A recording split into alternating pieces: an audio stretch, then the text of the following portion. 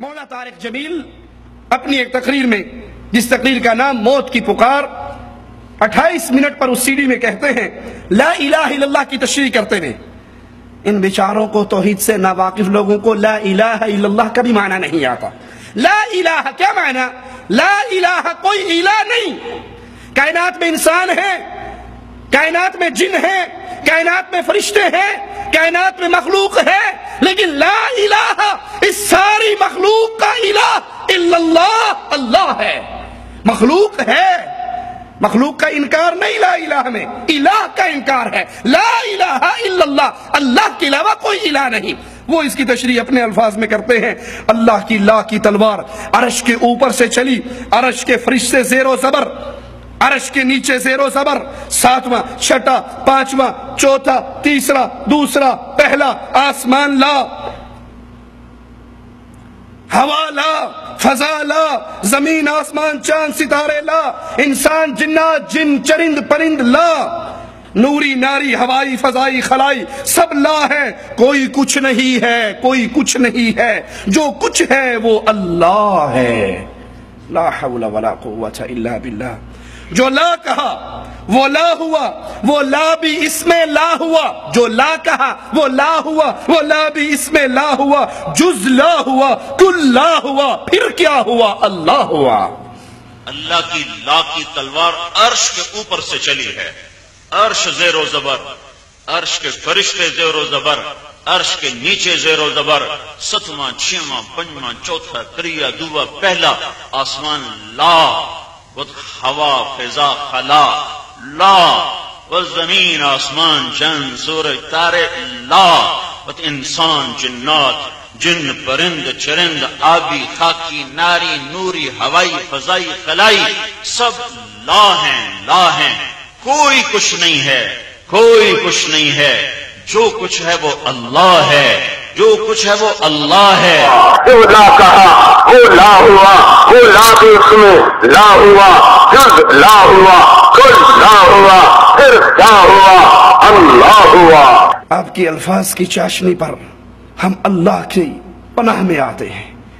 آسمان لا، فرشتے لا، چاند سورج لا، فضائی لا، ہوائی لا، خاکی لا، نوری لا، ارے نہیں، آسمان آسمان ہے، زمین زمین ہے، فرشتے فرشتے ہیں، نوری نوری ہے، ناری ناری ہے، خاکی خاکی ہے، ہوائی فضائی ہے۔ انکار ان کے وجود کا نہیں ہے، انکار کسی الہ کا ہے کہ ان میں سے الہ کوئی نہیں، یہ سب عابد ہے، معبود اللہ ہے۔ آپ جو عقیدہ پیش کر رہے ہیں کہ ہر چیز اللہ نے لا کہہ کر ہر چیز ختم کر دی، جز لا ہوا، جز بھی ختم ہو گیا، کل بھی ختم ہو گیا، فرشتے ختم، عرش ختم، آسمان ختم، چاند ختم، سورج ختم، انسان ختم، نوری ناری ختم، ہوائی فضائی ختم، پھر کیا بچا؟ جز لا ہوا، کل لا ہوا، پھر کیا ہوا؟ اللہ ہوا۔ جب کچھ بھی نہیں رہا تو اللہ رہا۔ مولانا طارق جمیل ایک جگہ پر منصور حلاج، یہ وہ خبیث تھا جس نے انا الحق کا آوازہ لگایا تھا، جس نے کہا تھا اب میں اللہ ہوں، اللہ میرے اندر حلول کر چکا ہے، نعوذ باللہ ثم نعوذ باللہ، یہ میں اللہ میں فنا ہو چکا ہوں۔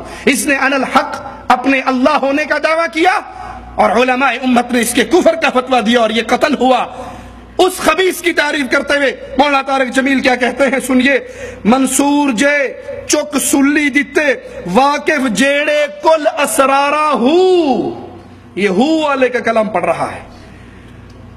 ہاں عاشق ہونے عشق کما میں دل رکھیں وانگ پہاڑاں ہو، سائے سائے بدیاں ہزار غلامیں کر جانے باغ بہاراں ہو، منصور جائے چک سولی دیتے جڑے واقف کل سراراں ہو، سفریت روش منصوری نو تھپ رکھ ہن کنز قدوری نو، کیا کہہ رہا ہوں؟ سفریت روش منصوری نو ہن تھپ رکھ کنز قدوری نو۔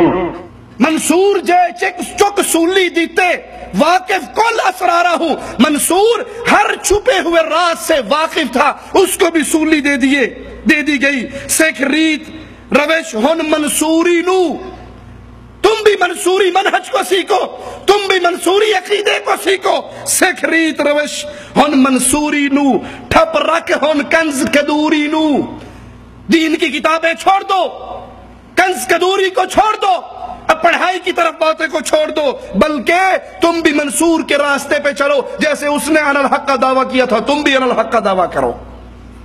وحدت الوجود کے عقیدے کا زہر اس حد تک معاشرے کے اندر پھیل چکا ہے